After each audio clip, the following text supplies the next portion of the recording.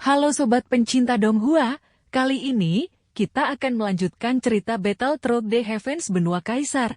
Cerita dan video ini diambil dari channel Nobarta. Tanpa banyak basa-basi, mari kita simak alur ceritanya. Melanjutkan dari cerita sebelumnya. Di dalam ruangan ada ribuan bahan obat yang dibutuhkan untuk memurnikan pil obat tingkat kaisar. Xiaoyan sangat bersemangat dan ingin tahu tentang memperbaiki pil kaisar.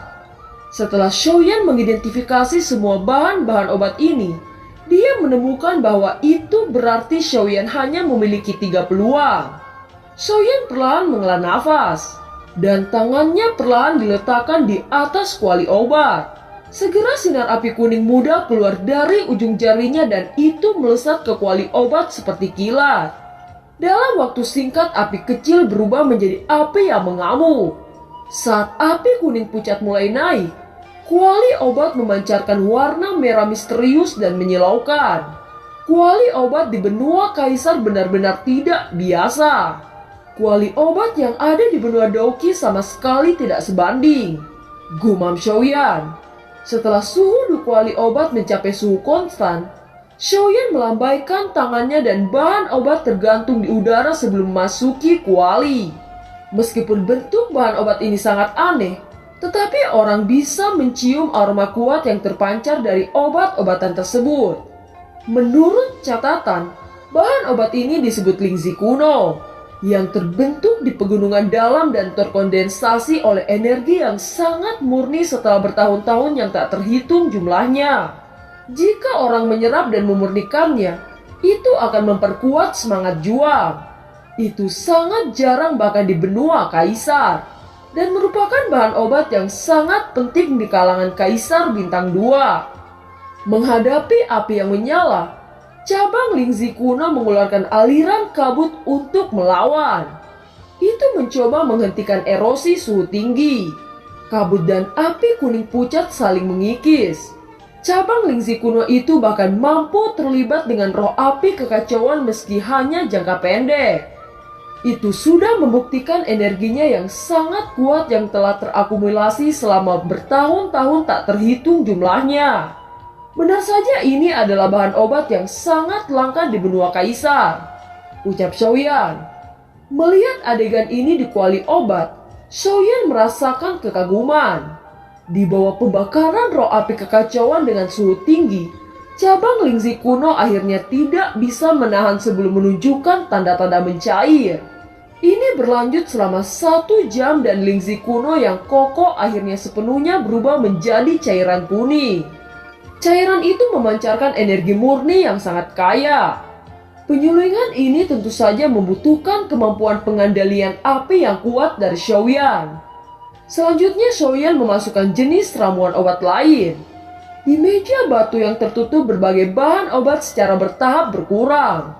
Aroma obat yang kuat bercampur satu sama lain tertinggal di ruang batu seperti awan kabut. Pemurnian bahan obat secara bertahap selesai.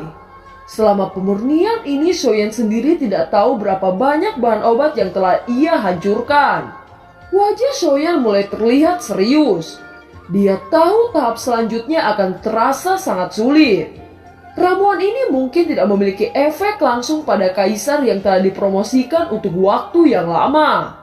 Tetapi untuk orang yang baru saja memasuki level baru ini memiliki peran yang sangat penting.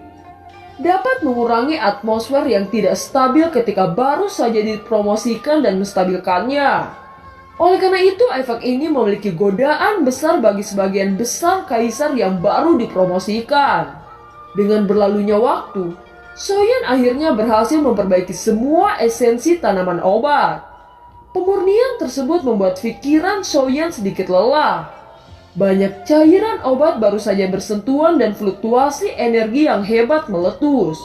Segera sebagian besar cairan obat murni yang baru saja disuling menguap dan hilang. Melihat kejadian ini, Xiaoyan sedikit mengeringit. Tentu saja ini akan benar-benar sedikit lebih sulit mengingat bahwa ini merupakan pertama kalinya. Xiaoyan duduk di depan kuali. Xiaoyan mengerang sesaat. Dan dalam benaknya terus memutar kembali beberapa penglihatan yang dihasilkan ketika bahan obat menyatu. Untuk waktu yang lama dia menatap cairan obat dan segera mulai lagi. Tentu saja memperbaiki pil bukan sesuatu yang mudah. Setelah Xiaoyan gagal untuk pertama kalinya, butuh hampir 10 hari sebelum memperbaiki bahan obat kedua. Kali ini Xiaoyan sangat berhati-hati. Akan tetapi pada percobaan yang kedua kalinya masih ada kesalahan pada saat-saat terakhir. Kali ini menyebabkan dia sekali lagi gagal dalam penyempurnaan pil kaisar. Melihat bahan obat yang dibuang, hati Xiaoyan meneteskan darah. Xiaoyan tahu kesulitan mencari bahan obat ini. Sial, aku masih meremehkan kesulitan ramuan ini, gumam Xiaoyan. Pada saat ini Xiaoyan mengerti bahwa kegagalan terakhirnya dia terlalu cemas dan kehilangan ketenangan, sehingga menyebabkan gerakan Xiaoyan agak tidak teratur. Menyadari hal ini, Xiaoyan secara bertahap menenangkan pikirannya. Dia mengembuskan nafas beberapa kali dan mengeluarkan ramuan obat yang akan jadi kesempatan terakhirnya. Dengan lambaian tangannya semua bahan obat dimasukkan ke dalam kuali. Selanjutnya nyala api di tangannya berkobar di dalam kendalinya. Waktu berlalu. Xiaoyan menyempurnakan terus-menerus selama hampir sebulan penuh. Jika bukan karena kekuatan keadaan jiwa kaisar dan bintang 1 tingkat menengahnya, dia kemungkinan tidak akan mampu bertahan sampai sejauh ini. Selanjutnya banyak cairan obat murni dalam kuali obat juga secara bertahap mulai melebur. Untungnya tidak ada kesalahan yang dilakukan pada langkah ini. Dan ketika perpaduan obat selesai, cairan obat berwarna-warni berukuran setengah kepalan tangan muncul di dalam kuali obat. Melihat cairan bercampur satu sama lain, Xiaoyan segera menyuntikkan kekuatan jiwa kaisar dengan gila-gilaan. Dia mengendalikan api ke tingkat yang sempurna dan perlahan-lahan melepaskan suhunya. Banyak cairan obat di dalam mulai menggumpal sepenuhnya. Sekitar setengah hari kemudian permukaan cairan secara bertahap menjadi keras dan permukaan pil terbentuk secara bertahap. Melihat pil yang akhirnya terbentuk, Xiaoyan akhirnya bernafas lega. Langkah-langkah paling sulit telah selesai. Selanjutnya yang tersisa hanya mempertahankan suhu nyala api sebelum pil tersebut akan disempurnakan. Di dalam aula, ekspresi Xiaolong dan Xiaoli dipenuhi dengan kecemasan. Dia sudah menghabiskan waktu selama hampir sebulan penuh. Namun kenapa dia tidak keluar-keluar? Apakah terjadi sesuatu di dalam? Ucap Xiaoli tidak tahan dan berdiri. Xiaolong melirik ke arah pintu batu dan berkata, "Alkemis memakan waktu yang lama dan ini pertama kalinya Xiaoyan memperbaiki pil kaisar. Tentu saja itu akan memakan waktu lebih lama," ucap Xiaolong. "Kamu mengatakan ini hampir 10 kali. Tidak mungkin anak ini bisa membuat pil kaisar untuk pertama kalinya," ucap Xiaoli. "Apakah kamu meragukan penglihatanku? Mengapa kita tidak bertaruh?" ucap Xiaolong, matanya menjadi bersinar ketika dia berbicara tentang judi. "Saat kamu berbicara tentang perjudian, kamu menjadi sangat semangat. Apakah kamu tidak tahu bahwa kamu akan kehilangan setiap berjudi?" ucap Xiaoli. "Siapa bilang aku harus kehilangan setiap pertaruhan? Beberapa waktu yang lalu saat aku masih bersama lelaki tua itu, aku memenangkan taruhan," ucap Xiaolong. "Apakah kamu benar-benar berpikir bahwa kemenangan itu tidak lebih dari sekedar keberuntungan?" ucap Xiaoli. "Kalau begitu, ayo kita bertaruh," ucap Xiaolong dengan bangga. "Apa yang akan menjadi taruhannya?" ucap Xiaoli. "Taruhkan keluargamu, Xiaoqi. Jika Xiaoyan berhasil menyempurnakan pil kaisar, maka kamu akan memberikan Xiaoqi dari keluargamu kepadanya. Jika Xiaoyan gagal dalam penyempurnaan, aku akan secara khusus membuatkan pil obat untuk keluargamu. Bagaimana?" ucap Xiaolong. Xiaoli ragu-ragu sejenak. Jika Xiaoyan benar-benar menyempurnakan pil kaisar kali ini, maka bakat Xiaoyan untuk memperbaiki pil obat sangat menakutkan. Selain itu, bakat Xiaoyan dalam hal pertempuran sangat luar biasa. Jika Xiaoyan mampu membuat pil kaisar, maka Xiaoyan bukanlah seorang jenius biasa. Karena ini masalahnya, bukankah Xiaoqi akan mendapatkan keuntungan yang besar walaupun dia kalah? Selain itu, bahkan jika Xiaoli menang, Xiaolang akan secara pribadi memperbaiki pil untuk seluruh keluarganya. Memikirkan hal ini, Xiaoli tidak lagi ragu-ragu. Dia berkata, "Baiklah, aku akan bertaruh denganmu," ucap Xiaoli. Tidak lama setelah sepakatan diputuskan, tiba-tiba seluruh ruang bergetar hebat. Getaran tiba-tiba ini menyebabkan Xiaolang dan Xiaoli saling bertukar pandang. Kemudian mata mereka bergerak ke arah yang sama, di mana gelombang energi yang luar biasa kaya dengan cepat terbentuk. Tampaknya pemurnian akan berhasil. Hahaha, Xiaoli, jangan menyesal telah bertaruh denganku, ucap Xiaolang tertawa terbahak-bahak. Xiaoli juga diam-diam senang di hatinya. Pemuda ini sungguh luar biasa. Sepertinya pil kaisar dari Xiaoyan akan segera sempurna. Aku tidak tahu apakah bocah ini mampu menanggung pil petir yang ditariknya, ucap Xiaoli. Jika bocah itu tidak bisa melawannya, kita harus naik untuk membantu. Kalau tidak, dia akan terluka parah, ucap Xiaolong dengan suara serius. Suara Xiaolong baru saja terdengar ketika fluktuasi energi di ruang batu tiba-tiba meroket ke tingkat yang mengerikan. Seberkas energi sekitar setengah kaki ditembak langsung keluar dari ruang batu. Melihat sinar cahaya yang melesat ke langit, bahkan wajah Xiaolang sedikit berubah. Saya tidak berharap anak ini mencapai tingkat seperti itu. Saya khawatir bahkan saya tidak memiliki bakat seperti itu saat seumuran dengannya, ucap Xiaolong. Tetapi kamu harus tahu bahwa kekuatan petir disertai dengan peningkatan kualitas pil, ucap Xiaoli.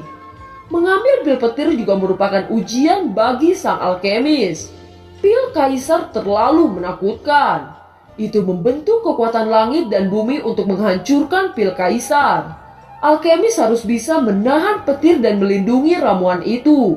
Jika tidak, maka pil itu akan sia-sia dan dihancurkan. Banyak kegagalan disebabkan oleh alkemis yang tidak bisa menahan pil petir. Oleh karena itu, alkemis harus mengambil petir untuk meningkatkan kualitas pil yang disempurnakan. Itu juga merupakan bagian dari teknik pemurnian. Xiaoyan menatap energi yang berkumpul di sekitar awan yang berlanjut.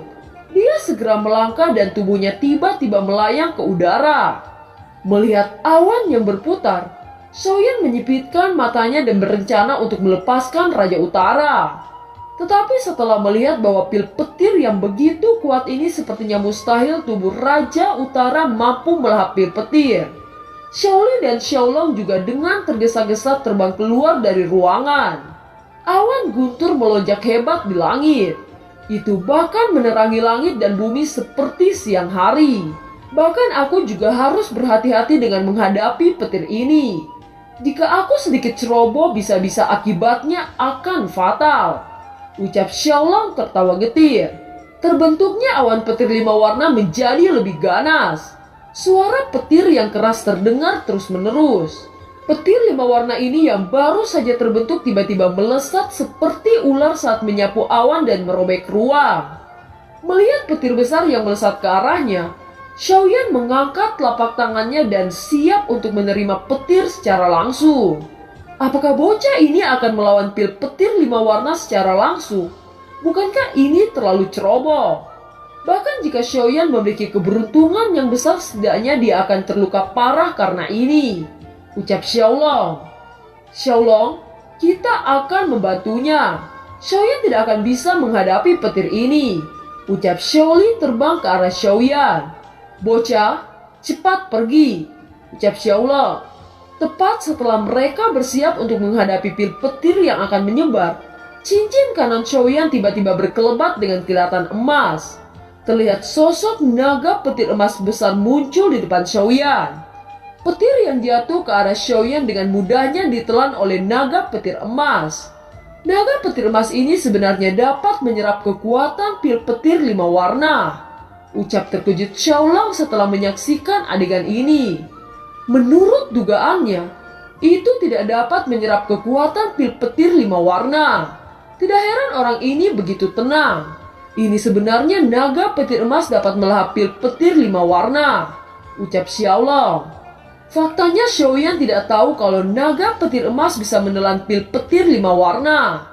Dia awalnya ingin melawan dengan kekuatannya sendiri, namun tiba-tiba naga petir emas keluar dan menyerap pil petir 5 warna. Sejumlah energi aneh memasuki pil kaisar. Segera permukaan pil yang agak kasar mulai menjadi halus. Awan di langit masih bergulir. Pil petir yang lain melesat dengan cepat sebelum ditelan oleh naga petir emas yang melayang di udara.